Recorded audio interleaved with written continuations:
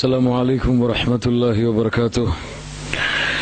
إن الحمد لله نحمده ونستعينه ونستغفره ونعوذ بالله من شرور أنفسنا وسيئات أعمالنا. من يهده الله فلا مضل له ومن يضلل فلا هادي له. وأشهد أن لا إله إلا الله وحده لا شريك له وأشهد أن محمدا عبده ورسوله. என் கண்ணிய மிகுந்த சகோதர சகோதரிகளே, அல்லாஹ் ரப்புல் ஆலமீன் நமக்கு அருள் செய்யட்டும்.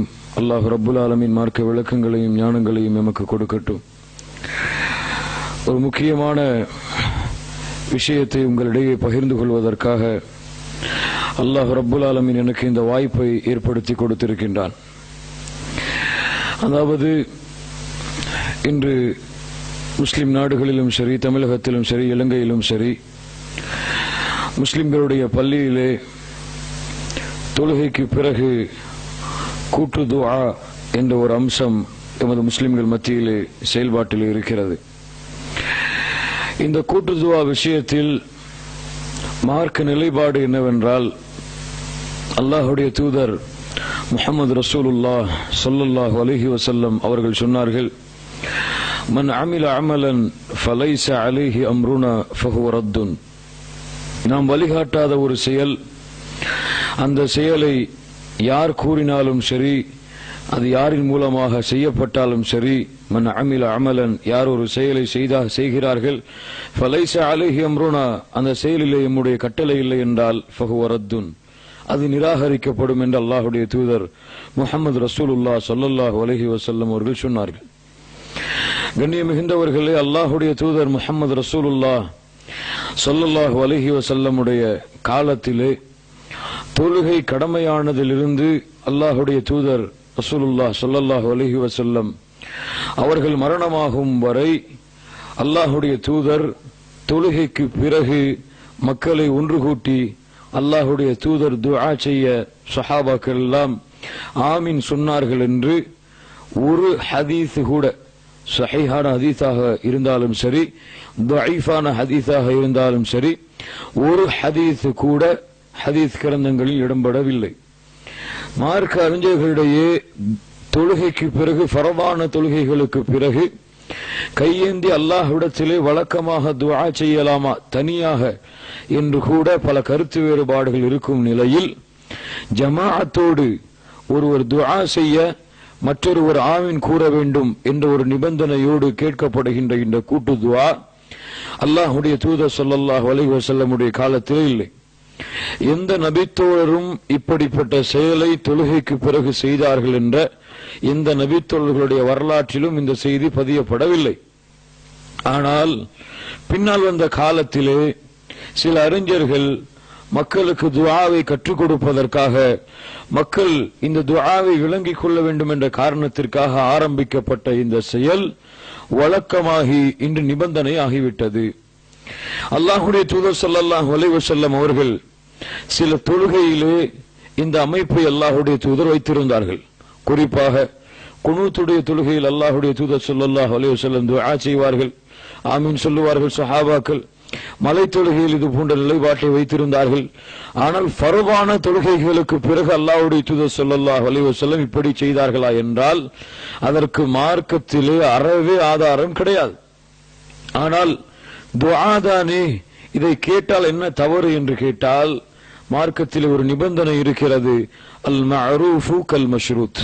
எப்படி என்றால், வழக்கமாக ஒரு செயலை செய்தால் அந்த செயல் நிபந்தனையாக ஆக்கப்படும். அப்படித்தான் இன்று கூட்டு துஆ ஓதவில்லை என்றால், அல்லாஹுடைய தூதர் அனுமதிக்கவில்லை என்று கூறினாலும் கூட, கூட்டு துஆ ஓதாமல் ஒரு இமாமோ ஒரு யாரோ எழுந்து விட்டால் வரக்கூடிய பிரச்சனைகளை பார்க்கிறோம், வரக்கூடிய கருத்து மோதுதல்களை பார்க்கிறோம். இமாம் அவர்கள் செய்துவிட்டால் பள்ளியை விட்டே அவரை நீக்கக்கூடிய காட்சிகளை எல்லாம் பார்க்கிறோம். இப்படிப்பட்ட நிலைமை என்ன புரிந்து வைத்திருக்கிறார்கள் மக்கள்? கூட்டு துஆவை தொழுகைக்கு பிறகு செய்தாக வேண்டும், அதுவும் தொழுகையுடைய ஒரு அம்சம் என்று மக்கள் விளங்கி வைத்திருக்கின்றார்களே. இந்த விளக்கத்தை எம்மால் மார்க்கத்திலே நுழைக்க முடியாது. அல்லாஹும் அல்லாஹுடைய தூதர் முஹம்மது ரசூலுல்லாஹ் ஸல்லல்லாஹு அலைஹி வஸல்லம் அவர்கள் அனுமதிக்காத வரை அல்லாஹ் அனுமதித்திருக்கின்றான். அப்படி அல்லாஹ்வுடைய தூதர் முஹம்மது ரசூலுல்லாஹ் ஸல்லல்லாஹு அலைஹி வஸல்லம் அனுமதித்திருக்கிறார்களா என்றால் குர்ஆனிலும் சுன்னாவிலும் இந்த தொழுகைக்கு பிறகு கேட்கப்படக்கூடிய இந்த கூட்டு துஆவிற்கு எந்த ஆதாரமும் இல்லை. இது தெளிவான பித்ஆ. அல்லாஹ்வுடைய தூதர் ஸல்லல்லாஹு அலைஹி வஸல்லம் சொன்னார்களே, فإن كل بدعة ضلالة, ஒவ்வொரு பித்அத்துகளும் வழிகேடு, وإن كل ضلالة في النار, நிச்சயமாக ஒவ்வொரு வழிகேடும் நரகத்தில் அவர்களை கொண்டு போய் சேர்த்துவிடும் என்று அல்லாஹ்வுடைய தூதர் சொன்னார்களே. அந்த பித்ஆ என்பதில் எந்த மாற்று கருத்தும் எமக்கும் மார்க்க அறிஞர்களுக்கும் இல்லை. ஆனால் என்ன ஒரு சர்ச்சை என்றால், அல்லாஹ் என்னை பாதுகாக்க வேண்டும், அல்லாஹ் என்னை மன்னிக்க வேண்டும். சில நிர்பந்தங்களிலே சில நாடுகளுக்கு நான் விஜயம் செய்திருந்த பொழுது சில பள்ளிவாசல்கள் குர்ஆன் சுன்னாவின்படி நிபந்தனையோடு நான் சென்றிருந்தாலும் சில பள்ளிவாசல்களிலே இருக்கக்கூடிய சூழல் அப்படிப்பட்ட சூழலாக இருந்த காரணத்தால் ஃபித்னாக்களை பயந்து குழப்பங்களை பயந்து இந்த கூட்டு துஆவை சில நேரங்களில் நான் செய்தேன். அல்லாஹ் என்னை மன்னிக்க வேண்டும். ஆனால் என்னுடைய நிலைப்பாட்டை பொறுத்தவரையில் குர்ஆன் சுன்னாவின் நிலைப்பாட்டிலும் சரி, மார்க்க அறிஞர்களுடைய நிலைப்பாட்டிலும் சரி, இது பித்ஆ. அல்லாஹ்வுடைய தூதருடைய வழிகாட்டல் இல்லாத காரணத்தால் இது மார்க்கத்திலே புதிதாக நுழைக்கப்பட்ட ஒரு செயல். அதை சொல்லுவதிலே எனக்கு எந்த ஒரு வெட்கமும் இல்லை. அல்லாஹ் ரப்புல் ஆலமீன் என்னை மன்னிப்பான் அந்த செயலுக்கு என்று அல்லாஹ்விடத்திலே ஆதரவு வைத்திருக்கிறேன். இன்ஷா அல்லாஹ் இனிமேல் வரக்கூடிய காலம் என்னுடைய மரணம் வரை இந்த செயலை இதிலிருந்து நான் விலகுவேன். என்ன வற்புறுத்தல் நிர்பந்தம் வந்தாலும் இன்ஷா அல்லாஹ், அல்லாஹ் நாடிய வரை இந்த செயலை நான் தொடர மாட்டேன் என்று அல்லாஹ்விடத்திலே வாக்கு கொடுக்கிறேன். கண்ணியத்துக்குரியவர்களே, இந்த நிலைப்பாட்டில் எந்த மாற்றமும் இல்லை. குர்ஆன் சுன்னாவின்படி இது பித்ஆ தான்.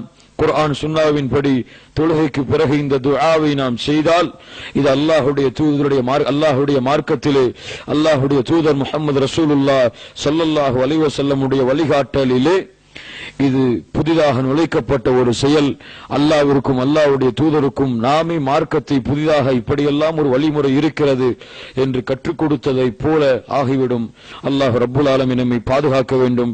இந்த விஷயத்திலே நம்முடைய சமூகம் இதை விளங்கிக் கொண்டு இந்த விஷயத்திலிருந்து விடுபட்டு குர்ஆன் சுன்னாவின்படி வர வேண்டும் என்ற கோரிக்கையும் எனக்கும் இந்த சமூகத்திற்கும் வைத்தவனாக அல்லாஹ் ரப்புல் ஆலமீன் எனக்கும் உங்களுக்கும் மார்க்க கல்வியையும் மார்க்க விளக்கத்தையும் கொடுப்பானாக. அல்லாஹ் ரப்புல் ஆலமீன் மார்க்க விளக்கத்தை கொடுத்ததில் அதில் நம்முடைய வாழ்நாள் மரணம் வரை அல்லாஹ் ரப்புல் ஆலமீன் உறுதியாக இருக்கக்கூடிய வாக்கியத்தை அல்லாஹ் ரப்புல் ஆலமீன் எமக்கும் உங்களுக்கும் வழங்குவானாக. யா அய்யுஹல்லதீன ஆமனு தக்குல்லாஹ ஹக்க துகாத்திஹ் ولا تموتن إلا وأنتم مسلمون. أقول قولي هذا وأستغفر الله لي ولكم واستعفي عني عنكم. السلام عليكم ورحمة الله وبركاته.